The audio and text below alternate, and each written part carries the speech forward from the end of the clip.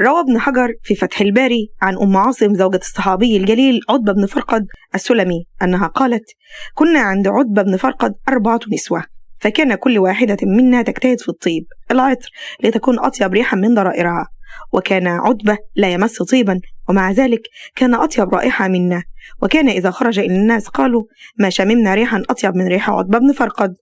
فسألته عن ذلك وقلت: إننا نجتهد في الطيب ولأنت أطيب منا ريحا، فمما ذلك؟ فقال: أصابني الشرى، مرض جلدي على عهد النبي صلى الله عليه وسلم، فأتيته فشكوت إليه ذلك، فأمرني أن أتجرد من ثيابي إلا ما يستر عورتي، فتجردت وقعدت بين يديه، فنفث في يده ومسح ظهري وبطني بيديه، فعبق بي الطيب هذا من يومئذ.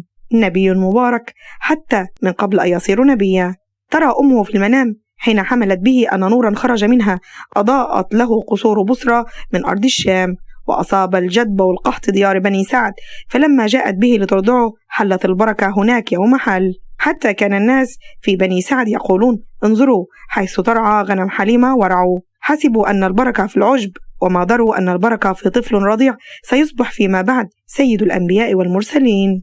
يشتاق إليه كل شيء، أحد جبل يحبه هذا وهو صخر، فسبحان من جعل له من قلب الصخر محبة، ويحن الجذع إليه فيصدر أنينا فلا يسكت حتى ينزل عن منبره ويضمه، هذا وهو خشب، فسبحان من جعل كل شيء يحبه.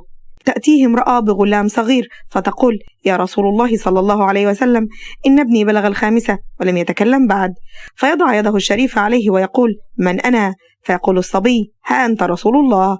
وليصبح بعد ذلك من خطباء العرب، ويدخل خيمة فإذا غلام يصطدم بوتدها من عمش في عينيه فكاد لا يرى، فيأخذه ويمسح على عينيه ليبصر وليبلغ 80 من العمر، ويضع من قوة بصره الخيط في الإبرة من أول مرة.